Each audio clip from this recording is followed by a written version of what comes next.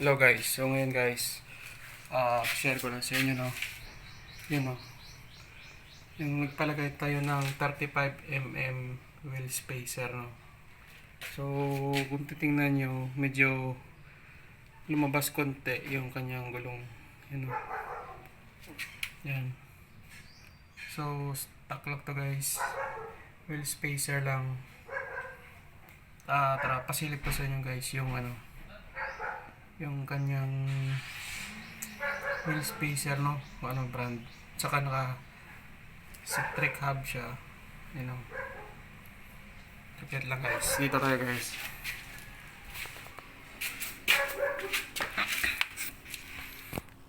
Dito pwede natin silipin guys, you know. Ito muna guys yung brand. Pakita ko sa inyo yung brand, kung ano yung nirecommend sa akin no, you know. Yan. KR 4x4. Naka Citric hub. Citric hub siya guys. Ito patunayan ko sa inyo guys na yung Citric hub niya is pumasok talaga guys. Yan o. Pucha. Ganda pagkagawa o. Yan o. Bali ito yung sa loob no. Sa wheel. Doon sa kanyang tawag doon. Sa wheel bearing niya banda. Yan o. Then nakapatong siya sa Citric hub. Yan o. Yan o, itim. Nakapatong siya dito guys sa Citric hub. Tapos yung Citric hub naman niya nakapatong sa mags. Ito yung mags natin o. Yan o. Yung itim. Yan o, nakapatong. Yan. Dito. So siguro mga palagay ko mga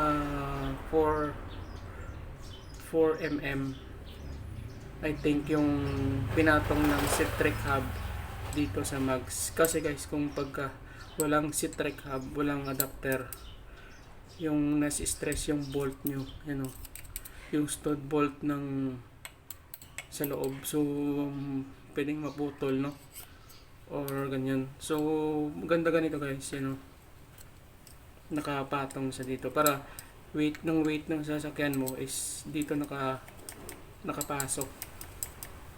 So pag tinanggal mo kasi ito guys, ito yung sa loob, yung sa wheel bearing banda is nakapatong dito sa mags mo. So pag nilagyan mo ng spacer na may Citric hub, patong dito yung sa may wheel bearing banda, tapos patong sa Citric hub.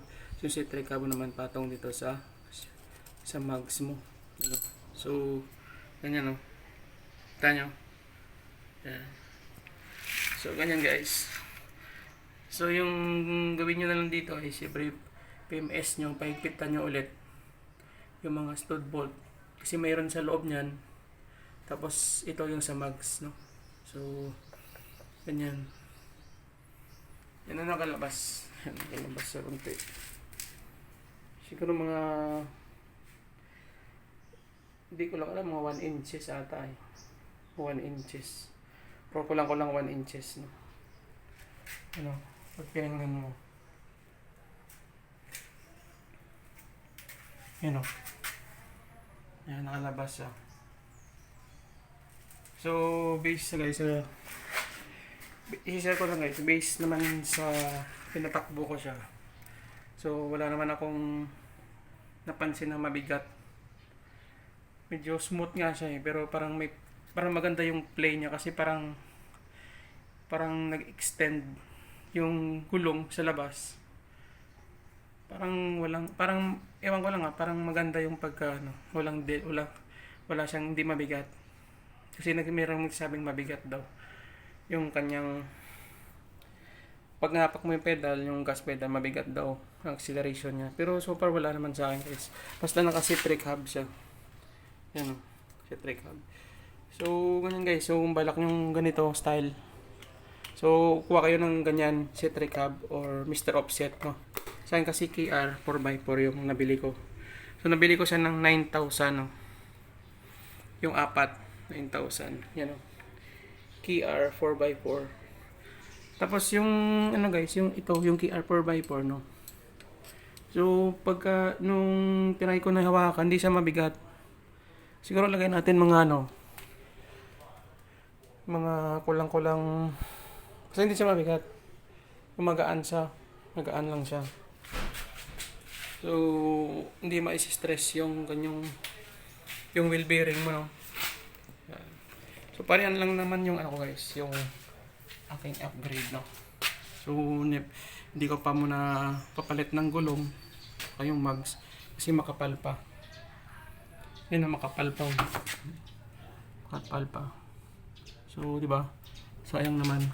So, siguro next ko na upgrade is pataasan. Palip natin to ng 2 inches suspension saka body lip. Yan na. So, hanggang dito na lang muna guys, no? So, kita-kita tayo sa sunod na video.